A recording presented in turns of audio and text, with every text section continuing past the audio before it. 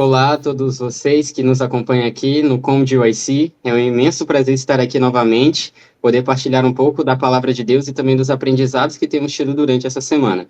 Certamente, grandes coisas para nos falar. E hoje eu estou aqui na companhia dessas duas pessoas queridas, a Isadora e o Alisson. Sejam muito, tenho certeza de que todos nós temos muito a aprender com vocês aqui e que o Senhor ele tem revelado grandes coisas. Antes de qualquer comentário inicial a respeito do que essa lição maravilhosa tem nos ensinado ao longo da semana, queria pedir a você que nos assiste para que se lembre de nos ajudar na divulgação aqui também dos vídeos que lançamos aqui, porque, querendo ou não, isso é muito importante para que você mesmo possa ser edificado espiritualmente e que outras pessoas também o possam. Então, sempre que você ver os nossos vídeos, já lembra de curtir, compartilhar, deixar alguma coisa nos comentários também e divulgar isso para os seus amigos próximos, para seus familiares e qualquer outra pessoa que vier ao seu coração. Afinal de contas, Deus ele nos mandou ser pescadores de homens. Sendo assim, temos uma obra imensa a cumprir e você faz parte disso e você pode muito bem nos ajudar e ser um canal de bênção para outras pessoas também. Pois muito bem, na lição dessa semana, a lição de número 5 da lição de jovens, nós estamos entrando agora em um assunto muito interessante que tem por título Entrando em Conflito, onde nós vamos estar abordando alguns episódios onde Jesus Cristo passou por algumas situações bem inusitadas. E com isso, a tirinha da semana também fala muito a respeito disso, de Jesus sendo questionado por dois grupos de pessoas a respeito dos milagres que ele realizava. E também isso revela o que os pensamentos daquelas pessoas, que tipo de pensamentos aquelas pessoas alimentavam a respeito de Cristo, a respeito do que eles pensavam ser a missão do Messias, e tudo isso tem muito a nos ensinar hoje. Então, pessoal, para nós iniciarmos, a pergunta que eu tenho para fazer para vocês é a respeito dos milagres de Jesus. Por que que muitas vezes os milagres de Jesus eram insuficientes para fazer com que o povo cresce que ele era o Messias?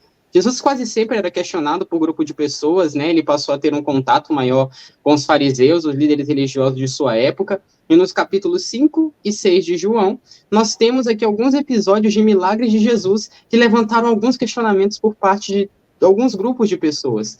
Mas por que que muitas vezes Jesus era questionado a respeito desses milagres? Eu acredito que isso acontecia porque Jesus não cumpria as expectativas deles. Então, eu acredito que se ele fizesse esses milagres e tivesse um propósito de adquirir posses mundanas, estabelecer seu reino aqui e derrotar os romanos, eu tenho certeza de que eles aceitariam porque era de acordo com a própria vontade deles. E, assim, eles rejeitando é porque o coração deles estava endurecido por conta dos próprios preconceitos. Então, os desejos humanos que eles estavam acariciando ali, e obviamente era o contrário do plano de Deus, do que Deus queria, isso causou toda essa, como é que eu poderia dizer, essa bola de neve, né? Foi crescendo até mais, até dar o clímax ali na morte de Cristo.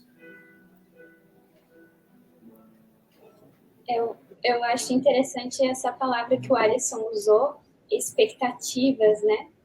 Porque representa bem quando a gente se sente quando a gente tem uma expectativa frustrada, é bem ruim, porque a gente está esperando uma coisa, né? Ser de uma forma e aquela coisa é o contrário do que a gente estava esperando. E os judeus, naquele caso, eles tinham expectativas sobre o Messias que não eram as expectativas que estavam na palavra de Deus, né? Não eram as expectativas que estavam nas escrituras, de escrita, porque já estava descrito como Jesus viria, como ele seria, né? E eles tinham essas expectativas que estavam distorcidas.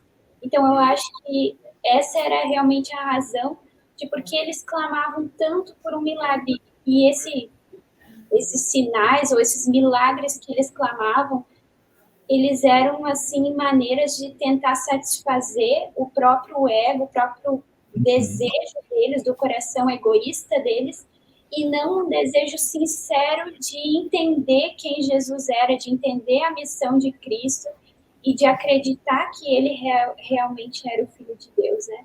Tem uma frase que eu me lembro, que eu li no livro Grande Conflito, E a frase fala mais ou menos assim, que o coração endurecido, o coração descrente, ele vai permanecer descrente diante da prova mais clara que existia, né? Então, Jesus ali, eles estavam clamando por milagres, mas era tipo uma coisa meio ridícula, porque Jesus estava o tempo todo dando sinais, né? Fazendo milagres, e aí eles ainda pediam e clamavam por sinais, e aí não importava, se a gente for ver, assim, realmente, se Jesus fosse fazer todos os sinais que eles quisessem, ainda assim não seria suficiente para que eles acreditassem que ele era o Messias, por causa desse coração endurecido, por causa dessas expectativas distorcidas que eles tinham em relação a Jesus. Sim, tem uma parte, não lembro agora se é em João ou em Marcos, que tem a lição da Escola Sabatina dos Adultos, que menciona que o coração dos discípulos também estava endurecido. Tem uma parte que Jesus realiza a multiplicação dos pães, e depois eles estavam ali já querendo colocar Jesus como rei, querendo fazer a própria vontade, os desejos, os anseios deles, as expectativas deles. E aí Jesus desfaz o motim e manda eles pro mar da Galileia para voltarem. E ele vai ao monte orar. E aí depois Jesus anda sobre as águas e tudo. E o texto diz que eles não compreenderam, não haviam compreendido o milagre dos pães, porque o seu coração estava endurecido. Então, assim, os próprios discípulos de Jesus, que andaram com ele os 3 anos e meio, estavam numa escola, a melhor escola que poderia ter no planeta Terra naquele momento, com o melhor professor, eles ainda estavam com preconceitos dos próprios fariseus, só dos seus escribas ali, os doutores da lei, que transmitiram essas expectativas neles. E muitas vezes nós também desejamos algo de Deus, temos expectativas do que Deus pode fazer por nós, de acordo com aquilo que nós aprendemos que deveria ser o melhor.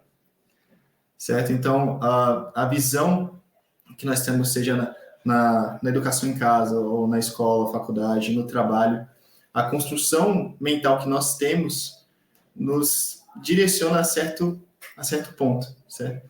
E assim, a forma de educação principalmente.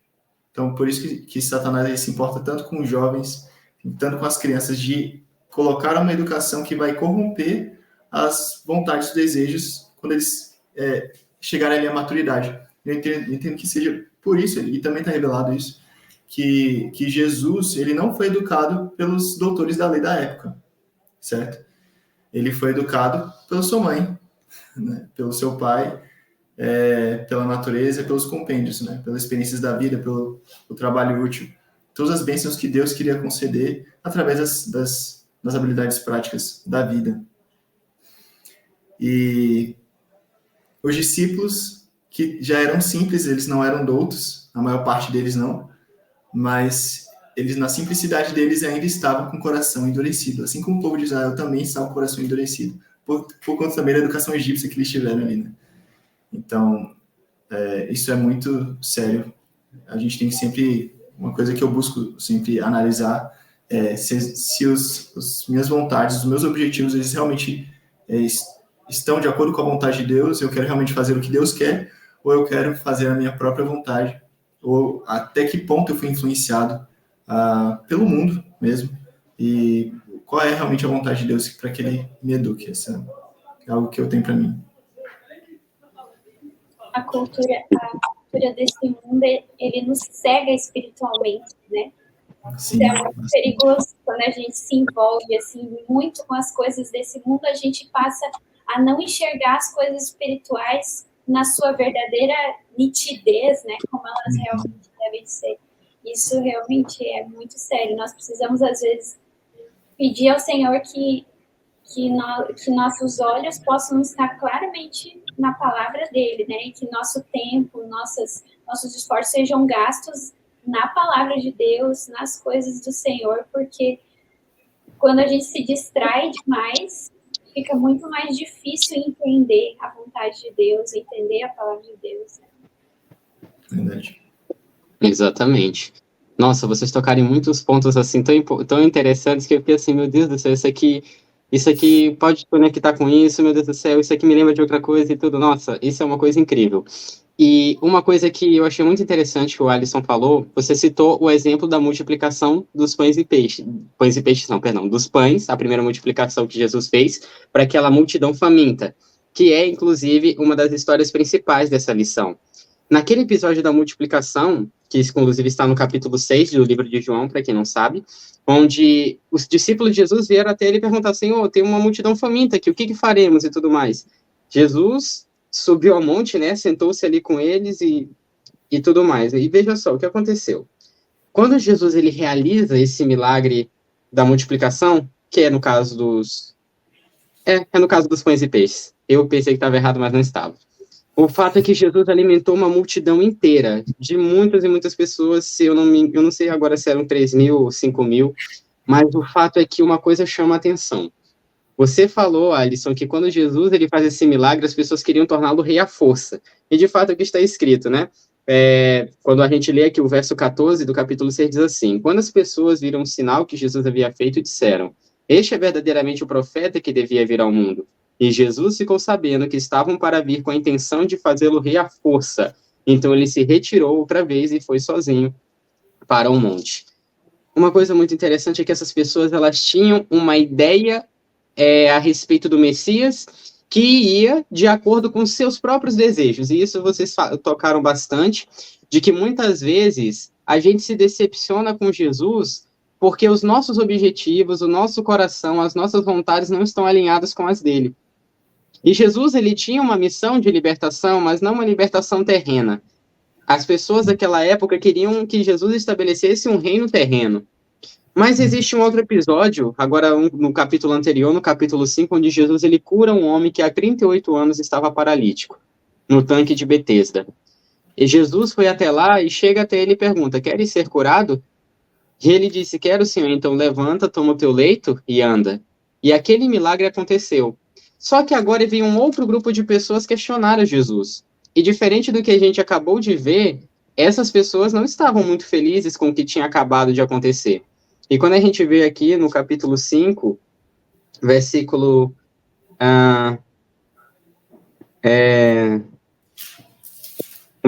15, isso.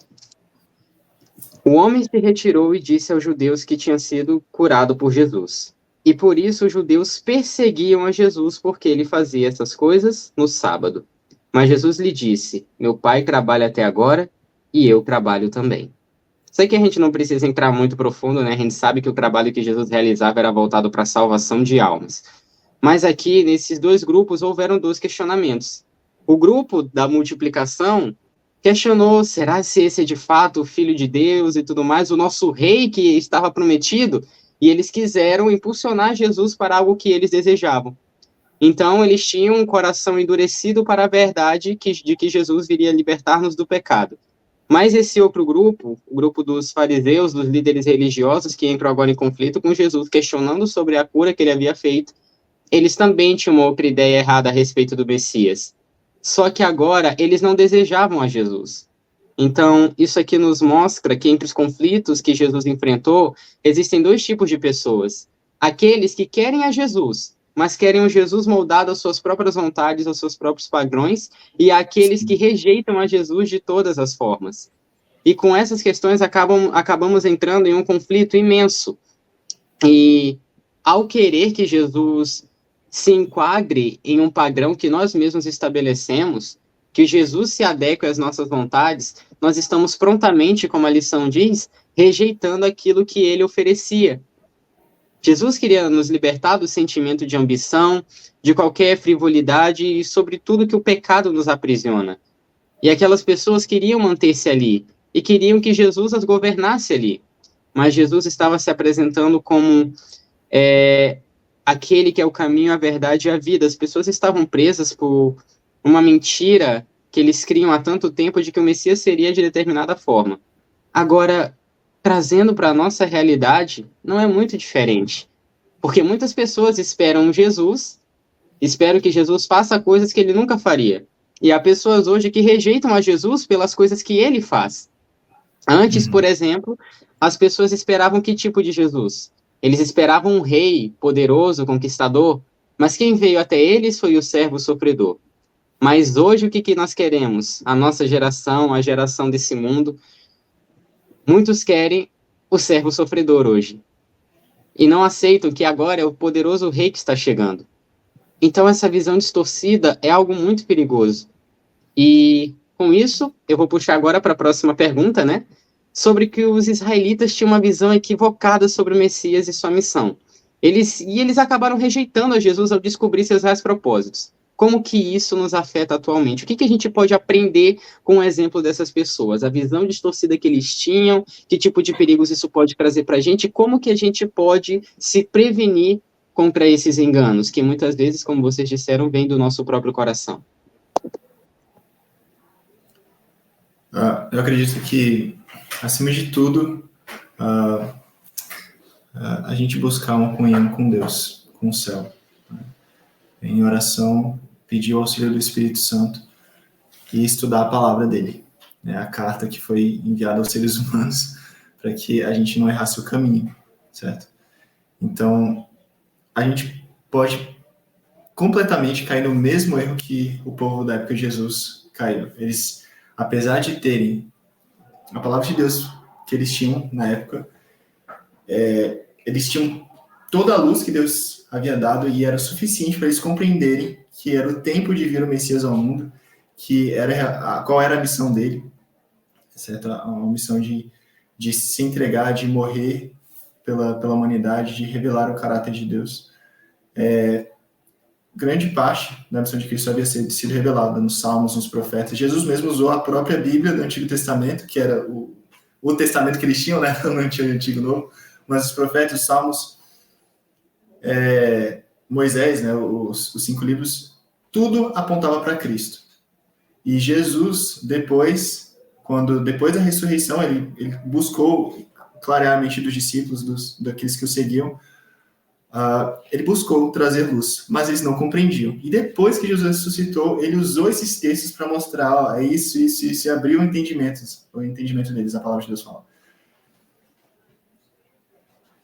E Jesus, quando estava com os discípulos, ele falou muita coisa que tenho ainda que vos dizer, mas vós não podeis suportar agora. Certo? Então, há segredos na palavra que a gente muitas vezes não consegue suportar. Por que não consegue suportar? Os discípulos, eles poderiam ter suportado tudo aquilo que Jesus queria falar, mas por que eles não suportaram, apesar de passar tanto tempo com Jesus? E, sabe, eu fico pensando às vezes assim, é tão fácil a gente ver assim, o relato de discípulos ali com Jesus e tendo essa comunhão com ele, os profetas, Deus falava pessoalmente, assim, a voz de Deus, né? Mas eles tinham essa questão audível, eles tinham essa palavra, eles tinham, o povo de Israel saiu com aquelas manifestações maravilhosas, e hoje a gente tem a Bíblia, certo? A gente tem os testemunhos também, e a gente tem que se apegar a isso com fé de que realmente isso é verdade, que Deus tem falado, e tem as experiências, né, que Deus nos concede também, mas a gente não pode faltar em experiências. É na palavra de Deus, realmente, no estudo, na comunhão com o Pai. Mas eles tiveram oportunidades muito maiores, né? Tiveram Jesus ali em carne e osso. Se Jesus estivesse hoje do nosso lado, a gente sabe que está através do Espírito Santo, mas em carne e osso, como os discípulos tiveram oportunidade, a gente faria as perguntas certas? A gente buscaria o conhecimento dele da maneira correta? Eu lembro que tem um episódio que os discípulos, o Tiago e João, os irmãos, eles foram lá pedir para Jesus uma coisa que eles achavam assim, que era sensacional. Quando o Senhor entrar no seu reino, que a mãe dele levou eles, na verdade, né? Intercedeu por eles ali. E que peço que meu filho sente um direito e outro à esquerda. Seriam os mais poderosos, assim, do reino. E Jesus responde o que para eles? Não sabeis o que pedis. Vocês não sabem o que estão pedindo. E aí ele até falou do cálice ali que eles iriam beber ou queriam sofrer, mas, no fim das contas, nenhum deles compreendeu realmente o que era a missão de Cristo. E a gente volta para a questão anterior do que nós conversamos. Os preconceitos, aonde foi estabelecida a crença deles, que é o ponto-chave. Hoje, nós temos que ter a nossa fé estabelecida na palavra de Deus, e não em tradições. Não que algum fulano de tal disse, ou um pastor preferido disse, ou fulaninho tal. A gente tem que ter a base realmente na comunhão pessoal com Deus e buscar por nós mesmos a soledade. Deus vai instruir. Eu sei que existem várias religiões no mundo, existem só cristãs, a gente sabe que existem milhares, mas Deus não é um Deus de confusão, certo? E aqueles que realmente são sinceros, como na parábola do tesouro escondido, né, que foi achado, aqueles que forem sinceros, eles vão atrás, eles vão buscar. E mesmo que seja totalmente o oposto do que o mundo acredita, como foi na época de Jesus, falam que ele era possuído por demônios, né? O próprio doador da vida que veio ali para libertar, para salvar, foi chamado de Beelzebub. Então, assim, nós realmente precisamos buscar de Deus a compreensão e ter essa auto-reflexão. Será que nós realmente estamos buscando o conhecimento que vem de Deus para que nós não sejamos enganados? Estamos realmente esperando a vinda de Cristo, como realmente ele falou que viria, como disse antes, na primeira vinda dele? Então fica aí para a gente refletir. Complementando, né, o que o Alisson já colocou, eu acho que nós precisamos aprender a duvidar do nosso próprio coração. Sim. É uma coisa muito importante, porque a Bíblia fala, né, Jeremias fala, enganoso é o coração mais do que todas as coisas e desesperadamente corrupto. Quem o conhecerá? Então, assim, a gente está muito acostumado a confiar no que a gente sente, nas coisas que a gente vê, né? Como o Alisson mencionou, nas tradições, na nossa cultura. A gente está muito acostumado a ir, assim, embalado nessas coisas, né? E isso, na verdade, se a gente for ver, foi isso que cegou muito os olhos das pessoas para não entenderem a missão de Jesus e a identidade dele, né? Então, é muito sério isso, a gente precisa aprender. E como que a gente vai aprender a desconfiar do nosso próprio coração? Quando a gente conhece mais a Jesus, quando a gente passa mais tempo com Jesus, ele vai nos mostrando quão corruptos, quão sujos e quão pecaminosos nós somos. Então, a gente precisa aprender a desconfiar do nosso próprio coração, né? E a gente vai aprender isso quando a gente passa tempo com Jesus, quando a gente passa tempo na palavra dele e a gente vê que, na verdade, a gente não sabe nem quão longe, quão profundo no pecado, na sujeira, no pecado, nosso próprio coração pode estar. Então, quão errado a gente pode interpretar as circunstâncias, até as outras pessoas, a gente pode interpretar errado as motivações das outras pessoas, porque a gente nosso coração não é confiável, né? Então, a gente precisa aprender. Eu estou vendo essa situação, eu estou vendo essa situação acontecer, e no meu coração eu estou sentindo algo, mas eu preciso questionar, aprender a questionar. Não, mas isso está de acordo, é isso que a palavra de Deus me diz? É isso que a Bíblia está falando? Né? Se um pregador, se uma pessoa me diz alguma coisa, mas é isso, eu gosto dessa pessoa, mas é isso que a palavra de Deus está dizendo, né? A gente precisa aprender a ter esse senso de desconfiança da gente mesmo.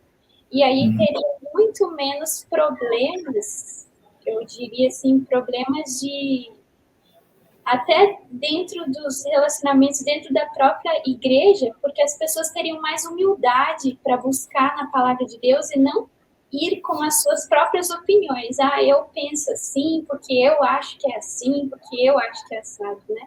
A gente teria mais humildade para ir até a palavra de Deus e perguntar, Senhor, é isso que o Senhor quer? E como os fariseus ali, o povo da época de Cristo, né? Eles não tiveram essa humildade de se submeter aos propósitos que estavam colocados tão claramente diante dos olhos deles na palavra de Deus.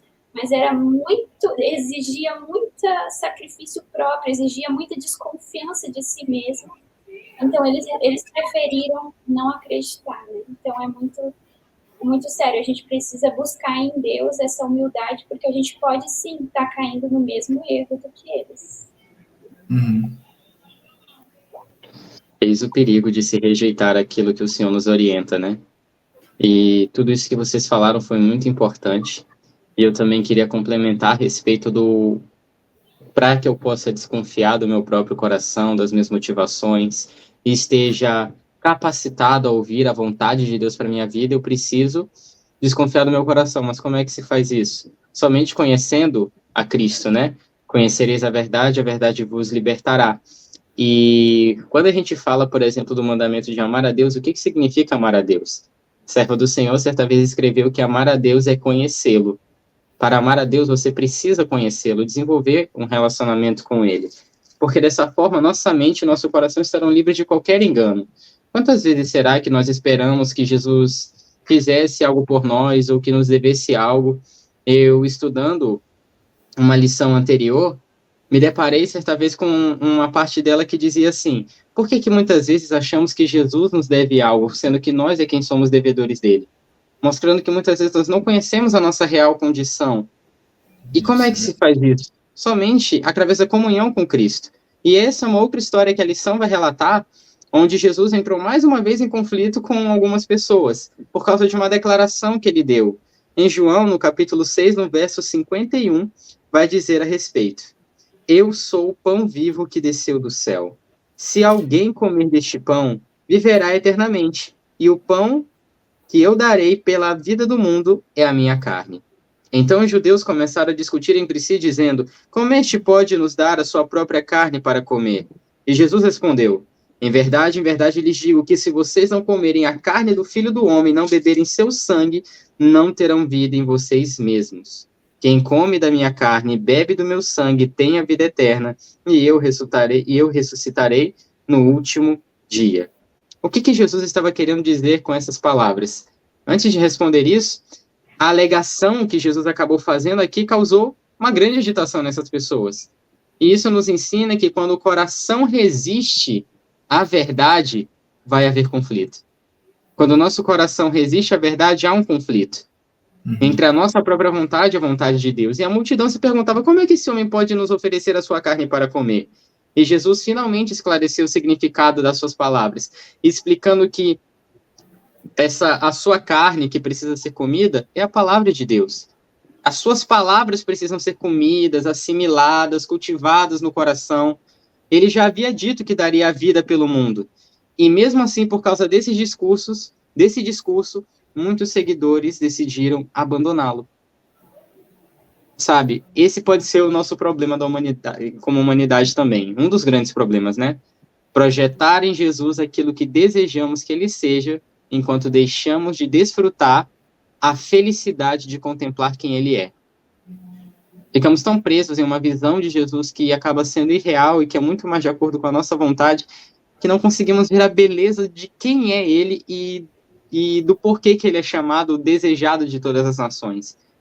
Eu mesmo passei por essa experiência esperando que Jesus fizesse muitas coisas por mim, esperava que Jesus fosse a respeito de um jeito, que me atendesse nisso, que me atendesse naquilo, e quando alguma coisa acontecia que eu não compreendia, começava a questionar a Deus sobre muitas coisas.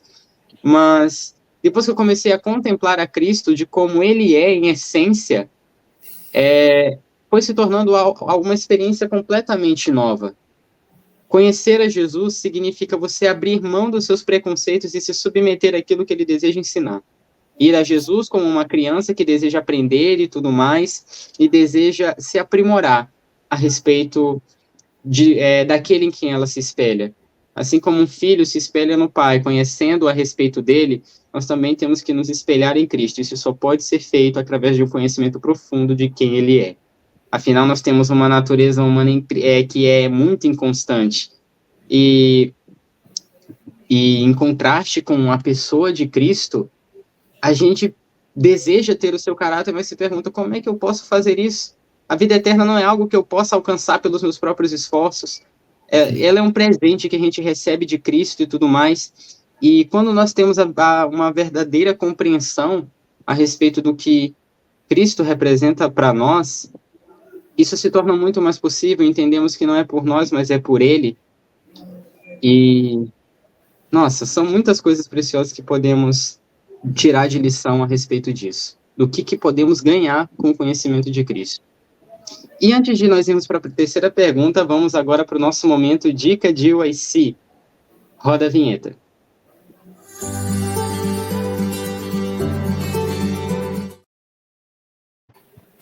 No nosso Dica de UIC, a gente gostaria de recomendar que você lesse O Desejado de Todas as Nações.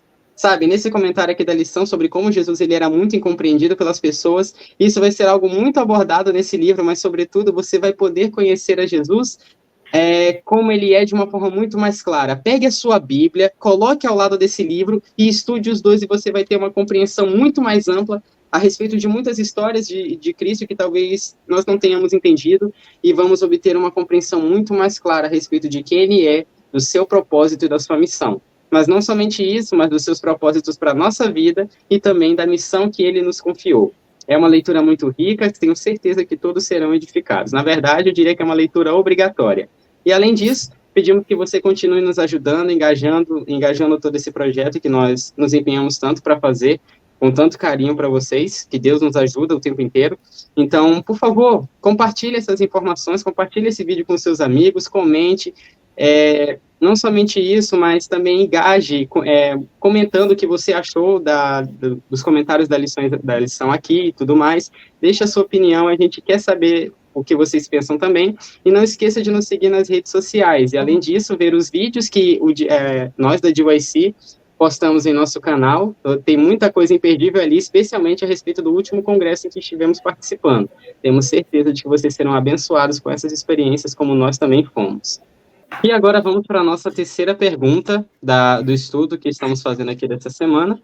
E, pessoal, eu gostaria que vocês me dissessem, tendo por base tudo isso que a gente acabou estabelecendo agora, como podemos ter a verdadeira compreensão da missão de Jesus e vivê-la segundo a sua vontade? Como é que a gente pode alinhar os nossos pensamentos, os nossos propósitos com Cristo, de modo a não repetir os mesmos erros do passado que o seu povo cometeu?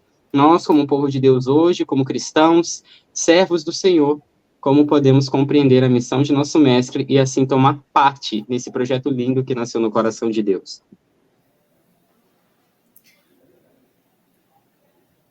Eu acredito que o amor de Cristo, nós temos a mente de Cristo, porque assim, uma coisa que eu vejo que entravou bastante os discípulos de compreender a missão de Cristo era a falta de amor que eles tinham pela humanidade.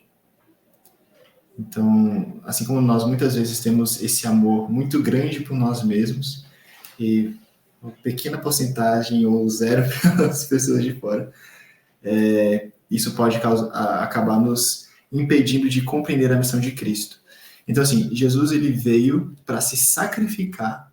Ele fala, o Filho do Homem veio para servir, não para ser servido, e para dar sua vida em resgate por muitos, aqueles que aceitariam a mensagem. Então, os judeus, eles estavam esperando um Messias que fosse super mega poderoso, que destruísse todos os romanos, ou seja, eles queriam que os romanos fossem mortos, certo? Ou expulsos dali, ou fossem crucificados do jeito que eles crucificavam as pessoas, fossem decapitados, fossem arrastados, porque naquele tempo era bem violenta as mortes, né? Eles não tinham amor por seus inimigos.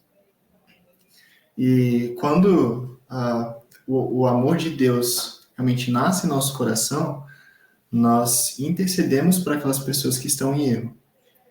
Então, se nós não temos esse amor ainda e nos dizemos cristãos, nós estamos nos enganando a nós mesmos, como o apóstolo João fala. Então, eu acredito que o ponto central é o amor. E é exatamente o que Cristo fala quando ele está ali com os discípulos, pouco tempo antes de ele morrer. Ele fala, novo mandamento vos dou, que vos ameis uns aos outros, assim como eu vos amei. Então, havia já um mandamento no Antigo Testamento, Deuteronômio e Levítico, falando, amar a Deus acima de todas as coisas, com todo o coração, a mente, e ao próximo como a ti mesmo. Então, já haviam esses dois mandamentos. Jesus, ele cita esses dois do Antigo, quando os fariseus e escribas fazem questionamentos a ele. E agora, perto de ele vir a se sacrificar realmente e ter a maior revelação do seu amor, ele fala para os discípulos, o mandamento que é o mais importante, como se fossem as últimas palavras de Cristo, que vocês amem uns aos outros assim como eu amei vocês. Então, através disso, o poder de Deus transformador seria revelado, certo? Então, a missão de Jesus era servir, a obediência e o serviço, que é o jugo que ele pede que a gente venha carregar junto com ele. Então, a gente só consegue... alguém que mencionou aqui, não sei se foi a Isadora, sobre a caminhada com Cristo, né, de a gente aprender mais e mais dele.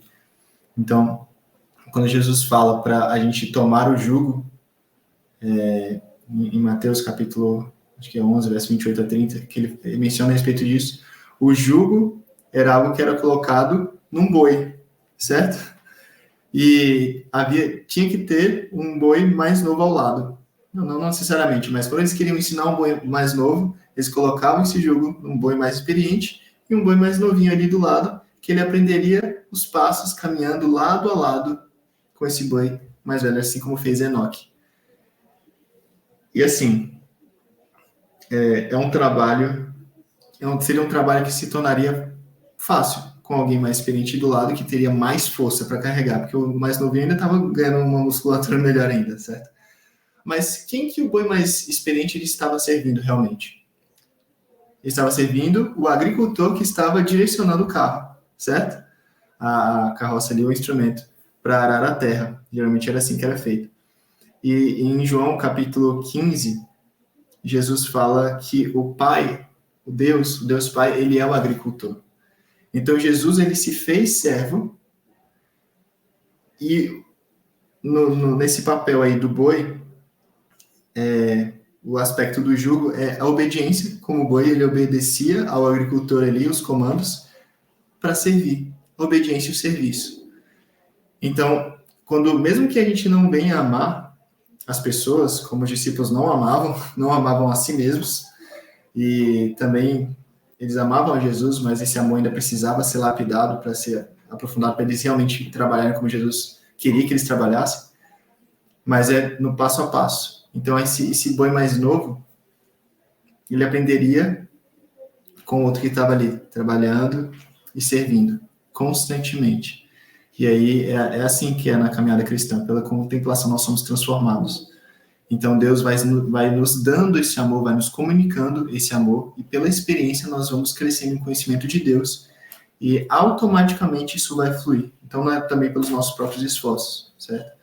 É pelo amor de Cristo em nós, atuando, e o amor de Cristo, a palavra de Deus fala, o amor de Cristo nos constrange. Então, ao vermos esse serviço abnegado de Cristo, esse altruísmo, isso impacta a nossa vida, isso impacta o nosso coração. Então, eu acredito que essa deve ser a nossa compreensão de Jesus, do seu ministério, e aí nós poderemos fazer a sua vontade.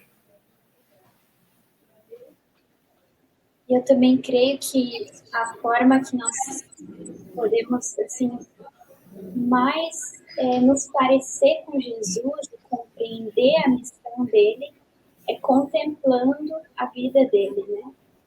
Através da palavra. Não o Jesus do seriado lá da TV, não o Jesus do filme, sabe? Não o Jesus que alguém me contou sobre ele, mas o Jesus que está aqui na palavra de Deus. Esse Jesus, a gente contemplar e a gente ver, estudar realmente a vida dele, que é o que a gente tem feito, inclusive, nessas lições, né? Estudar a vida dele, e não somente nos evangelhos, mas a gente sabe que no Antigo Testamento todo fala sobre Jesus, conta sobre Jesus, ele é o centro, né, das Escrituras. Então, a gente encontrar, contemplar Jesus, passar tempo com ele, né, e como o Alisson falou, achei importante isso, de que como isso vai brotar em nós de uma forma espontânea, né? Porque a gente tem aquele texto que a Ellen White fala que a flor, assim como a flor se volve para o sol, né? Nós iremos nos voltar para Cristo. Então, é isso que nós podemos... Essa experiência pode ser real para a gente. Parece, às vezes, uma coisa, assim, muito... Tipo assim, muito de outro patamar, assim, uma coisa muito superior, mas não, pode ser muito real, pode ser real no nosso dia a dia, no nosso trabalho, na nossa família, com as pessoas com quem a gente convive. Pode ser real para a gente. A gente só precisa permitir que ele atue em nós. E como é isso? Contemplando a vida de Cristo e orando, pedindo para ele colocar a mente dele em nós, né? Para que a gente dessa forma possa ter prazer em uma vida de sacrifício, uma vida de serviço, que foi a vida de Cristo, né? Que foi a vida dele e que pode ser a nossa também, porque além de ser o nosso substituto, ele é o nosso modelo, né? Nós podemos copiar e devemos copiar esse modelo. Ele disse, vocês podem fazer coisas maiores do que eu fiz ainda, né? Só que a gente se conforma em a viver uma vida tão superficial, tão assim miserável, tão medíocre na palavra de Deus, e a gente tendo o tesouro, né, da vida de Cristo nas nossas mãos, então a gente pode e deve, né, aprofundar nosso conhecimento, aprofundar nosso relacionamento com ele, e isso vai cair, assim, as vendas dos nossos olhos vão cair, vai enxergar a vontade dele na nossa vida se cumprir. Não porque a gente está se esforçando, mas porque ele está fazendo a obra dele em nós, né? A partir do momento que a gente permite, a gente vai permitindo e ele vai fazendo. Sim. Exatamente. E tudo isso que vocês falaram é promessa que Jesus faz. Sabe, quando a gente fala a respeito do caráter de Cristo, do ideal que Deus tem para nós, a gente tende a pensar nisso como uma coisa impossível. Meu Deus do céu, eu nunca que vou conseguir alcançar esse ideal. E tá certo, a gente não consegue. Precisamos de Cristo para poder fazer isso. Porque Cristo é quem nos concede o seu caráter. E vejam só, isso aí não é uma coisa que venha por mérito nosso, mas por mérito dele. Mas tudo também vai depender da forma como nós respondemos a Jesus. Sabe?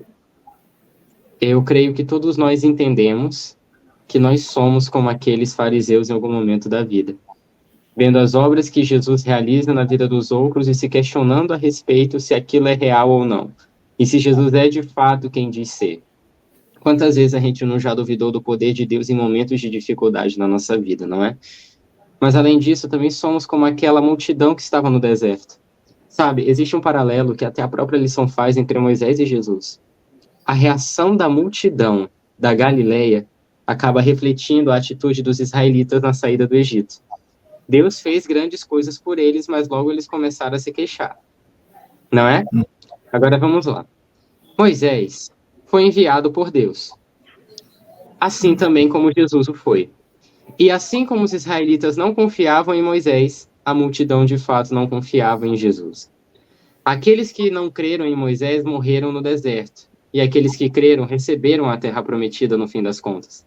Da mesma forma, aqueles que creem em Jesus Cristo receberão a vida eterna. E felizmente, o Evangelho de João ele mostra um grande número de pessoas que acreditavam em Jesus e se colocavam em favor dele. E sabe, em um desses muitos episódios, onde Jesus acabava meio que frustrando as expectativas da multidão, em uma ocasião ele perguntou aos discípulos, e vocês não vão me deixar também? E eles disseram, Senhor, como poderemos te deixar se é tu que tem a palavra da verdade e tudo mais?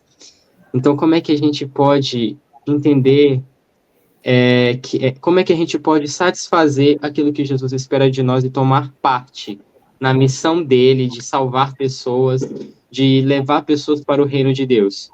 Simples. Nós precisamos também passar por uma transformação. Nas lições passadas, a gente comentou muito a respeito da transformação do coração. Vejam, as pessoas hoje dizem, não, mas que motivos eu tenho para crer que Jesus é o Filho de Deus? Que motivos eu tenho para poder acreditar em tudo isso que vocês falam? Bom, motivos não faltam, evidências não faltam. Não é de evidências e de sinais e de milagres que a gente precisa hoje. O que precisamos é de uma transformação de coração. Milagres acontecem todos os dias, como também aconteceram nos dias de Cristo, mas isso não mudou nada na vida daquelas pessoas. Milagres não transformam corações. Eles são apenas sinais e poderosos agentes de que aquilo que Deus diz é verdade. Assim como ele promete, ele cumpre. E o que é fé? Fé não é crer que aquilo que Deus disse irá se cumprir? Uma transformação de coração, porventura, não é um milagre que se opera pelo meio da fé? Mas nós não somos só como os fariseus, não somos só como aquela multidão, nós também somos como aquelas pessoas que Jesus também atendeu. Lembram-se do paralítico, uma das histórias dessa lição, que estava há 38 anos paralítico e Jesus o curou? Jesus não pediu àquele sofredor que tivesse fé nele. Ele disse simplesmente, levanta, toma o teu leito e anda. Mas a fé daquele homem se apoderou daquelas palavras e, colocando-se rapidamente em pé, sentiu-se capaz de realizar todas as suas atividades. Sabe, eu acho bem interessante a forma como Jesus trabalhou nesse quesito. Certo dia, eu lendo O Caminho a Cristo, falou justamente dessa experiência. Jesus, primeiramente, ajudava as pessoas naquilo que elas não podiam compreender e enxergar, para que depois de ganhar a confiança delas, ele então desse a ordem, as pessoas, por confiarem, obedecessem, e assim Deus operava um milagre. Sabe, quando Jesus ordena ao paralítico que ele levante e ande, ele poderia muito bem ter dito, Senhor, se você quiser, você pode me curar. Mas ele não fez isso. Ele simplesmente obedeceu aquilo que Jesus havia determinado, decidiu que andaria e andou. Aquilo que ele não poderia fazer por si mesmo, que seria gerar força nas suas pernas para poder se mexer, Jesus o fez. Porque isso nos ensina que Deus sempre supre aquilo que é necessário. Sabe? Quando a gente fala de fé, é a certeza de coisas que se esperam. Mas o que se espera? Se espera aquilo que já foi dito, aquilo que já foi determinado, aquilo que já foi prometido. Aquilo que a palavra de Deus promete e determina, nós devemos crer porque é isso que se espera. Se a palavra de Deus diz que Deus pode transformar um coração, então porque ela pode fazer isso? Assim é se você crer. Você não tem que esperar se sentir curado como aquele homem paralítico para poder crer. Apenas diga, eu creio porque a palavra de Deus o diz, não por sentimento nem nada, mas porque Deus diz, assim será. Isso é fé, é você agir de acordo com a vontade de Deus. Se eu quero viver uma experiência com Deus, eu preciso que as minhas atitudes, as minhas forças, as minhas afeições, os meus pensamentos se concentrem nele. E dessa forma, o seu caráter, pela contemplação, vai entrando em mim, eu serei transformado. E dessa forma, eu poderei produzir os mesmos atos de justiça de Cristo. Um galho só pode dar fruto se ele recebe a nutrição adequada, estando ligado à árvore. Eu posso, meu caráter, o caráter de Cristo pode gerar frutos em mim, a partir também dessa experiência de comunhão e ligação. E eu usei esse paralelo na semana passada, e eu agora gostaria de pedir licença para usar de novo. Sabe, a gente sabe que um dos grandes desejos de Deus para nós nessa caminhada é que desenvolvamos o fruto do Espírito, certo? Sim. Como é que isso acontece? Eu gosto muito de usar o exemplo de Maria. Maria era virgem. Sozinha, ela não tinha como fazer com que Jesus vivesse dentro dela. Ela não poderia gerar o Filho de Deus dentro de si. Mas ela concebeu pelo Espírito Santo. Estão acompanhando? Uhum. Ela concebeu do Espírito Santo. E sabe como Jesus é chamado no ventre de Maria? Bendita és tu entre as mulheres e bendito o fruto do teu ventre. Jesus aqui é chamado de fruto e foi concebido pelo Espírito Santo. Ou seja, nós, assim como Maria, somos incapazes de fazer com que Jesus viva dentro de nós. Isso só é possível pelo Espírito Santo. Isso só é possível por uma obra que Deus faz. E ontem eu estava conversando com uma pessoa a respeito da questão da transformação do coração, e a pessoa ficava dizendo assim sobre algumas situações, questionando, né? Um questionamento sincero. Leandro, mas como é que eu posso, por exemplo, tratar bem quem me trata tão mal? Como é que eu posso gerar perdão? Isso é muito difícil. É verdade. Mas me diga, o que é mais fácil mudar? Um coração ou um conjunto de hábitos? O que é mais fácil mudar? É mais fácil mudar um conjunto de hábitos. Então é mais difícil mudar um coração. Você crê que Deus pode fazer isso? Sim. Então quem é que fica com a parte mais difícil? É Deus. Ele é quem transforma o coração. E se ele fica com a parte mais difícil, por que você está tão preocupado? Você ficou com a parte mais fácil de apenas se submeter àquilo que ele ordena na sua palavra, a maneira correta de viver. O resto é ele quem faz. É a justiça de Cristo. Nós só temos que nos apoderar dessa justiça por meio da fé. É isso que Deus faz. E a transformação que ele faz é algo muito incrível, muito gradual, e eu queria encerrar essa minha fala utilizando uma analogia que eu gosto muito dos dias da criação. A transformação de um coração acontece dessa forma. Vocês sabiam que a maior demonstração do poder de Deus está na semana da criação? Através da semana da criação, a gente pode ver como ele trabalha no coração humano. Vejamos. No primeiro dia, está escrito de que no princípio criou Deus os céus e a terra era sem forma e vazia, e havia trevas. Da mesma forma como a história do mundo começou em trevas, a nossa também começou. Nossa vida era sem forma, vazia, escassa de sentido, e havia trevas sobre a face desse abismo. Tudo era um caos na nossa vida, até que Jesus diz, haja luz. A fé vem pelo ouvir da palavra de Deus, e não foi pela palavra que a luz surgiu na criação? Então chegamos ao segundo dia. O que Deus faz no segundo dia? Ele separa uma porção das águas, uma parte fica em cima, outra parte fica embaixo. Uma vez que Cristo diz, haja luz, e você entende que a sua vida precisa ser consertada, meu Deus, isso tudo aqui está um caos, por favor, Senhor, me ajuda.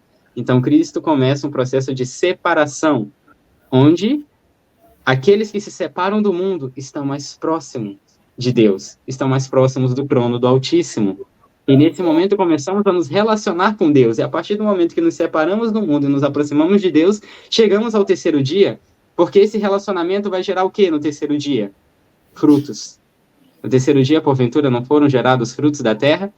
E dessa forma também, o Espírito Santo começa a gerar o fruto em nós. Através desse relacionamento, dessa comunhão com Deus, dessa resposta, queres ser curado? Sim, meu Senhor, eu quero. E dessa forma, chegamos ao terceiro dia, onde geramos fruto. E o que acontece quando a gente começa a gerar fruto? Chegamos ao quarto dia. No quarto dia, o que tem? Temos o sol, a lua, não é? Como os principais astros. Jesus é chamado de o sol da justiça. A lua tem luz própria? Não. Mas a luz que ela reflete vem de quem? Do sol. E quem que ela ilumina? Aqueles que estão em trevas. Nós entendemos como é que as pessoas desse mundo estão em trevas, afinal, um dia nós também estivemos nas trevas. Então, a luz brilhou para nós e agora nós temos que levar essa mesma luz para eles, fazendo essa luz brilhar na escuridão. Uma luz que não é nossa, mas uma luz que vem do sol da justiça. E o que acontece quando somos habilitados a dar esse testemunho? Chegamos ao quinto dia. O que acontece no quinto dia? E Jesus disse para Pedro que os tornaria pescadores de homens. No quinto dia, Deus não criou os peixes do mar? E as aves do céu? Porventura, não temos uma mensagem especial que é dada por um anjo que voa pelo meio do céu? Uma mensagem a ser proclamada a todo mundo, e assim nos tornamos pescadores de homens. Esse é o quinto dia. E para onde tudo isso nos leva? Para o sexto dia, onde somos recriados à imagem e semelhança de Deus. E isso nos leva para onde depois? Para o sétimo dia, onde podemos finalmente contemplar o nosso Salvador e andar lado a lado com Ele no jardim que Ele preparou. Agora, essa é a questão. Ninguém vai para o céu sozinho. Adão, quer dizer, a nossa salvação é individual, mas ninguém irá para o céu sozinho. Adão, Deus disse, não é bom que o homem esteja só, e ele pôde partilhar essa alegria com alguém semelhante a ele. Da mesma forma, nós precisamos partilhar essa alegria com os nossos semelhantes. E desse modo, através daquilo que Cristo fez em nós, fazer com que essas pessoas também tenham essa oportunidade de serem transformadas. E desse modo, atender ao chamado do Pai. Então, eu penso que sim. É dessa forma, contemplando a Cristo, que você obtém a verdadeira compreensão da sua missão e dos planos que Ele tem para a nossa vida também. E então, nos apropriando daquilo que a palavra de Deus nos dá, podemos então refletir as suas mesmas palavras e suas mesmas obras. Amém. Nossa, isso é uma coisa incrível. Que Deus ele nos abençoe nessas questões. Vocês têm algo mais a comentar, pessoal? Não. Tem uma frase que eu ouvi um certo tempo atrás, você falou que ninguém vai para o céu sozinho. Se eu não me engano, a frase é assim: se você não está levando pessoas para o céu, não é para lá que você está indo. E isso me marcou bastante, né? Então, é a missão de Cristo, né? É a missão de Cristo. Para levar pessoas. E a nossa missão deve ser também. Percebendo que tudo que temos que fazer é andar pelos passos que ele deu. Se ele alimentou aquelas multidões, nós somos chamados a alimentar multidões, os nossos semelhantes. Se ele curou pessoas, nós também somos chamados a ser agentes de cura. Que o Senhor Deus, ele nos abençoe. E esperamos que você que assistiu, que acompanhou esse estudo até aqui, também tenha sido edificado. Quero pedir que, da onde você estiver agora, você nos acompanhe nessa oração que faremos ao Senhor, agradecendo por esse estudo. Oremos. Pai amado que está no céu, muito obrigado por tudo que o Senhor nos ensinou, por tudo que pudemos aprender e tirar de lições dessa lição. Pai amado, nós te somos gratos pelo presente que é Jesus Cristo. E te pedimos perdão por muitas vezes não compreendermos a tua missão, por não compreendermos o propósito pelo qual ele veio, e também por não compreendermos a obra que ele quer fazer nas nossas vidas e no nosso coração. Senhor, nos ajude a contemplar-te como tu és. Não como desejamos que o Senhor seja, mas que nosso coração se submeta em ser como o Senhor deseja. Abençoe cada um de nós aqui, nossas famílias, os ministérios nos quais estamos envolvidos. Abençoe todos aqueles que nos acompanharam até aqui. E que, Pai, a cada novo dia, possamos ver a beleza da tua santidade, a tua semelhança, em cada novo dia, em cada oportunidade. Nos ajude a reconhecer a tua mão em todos os momentos, em nome de Jesus. Amém. Amém, Senhor.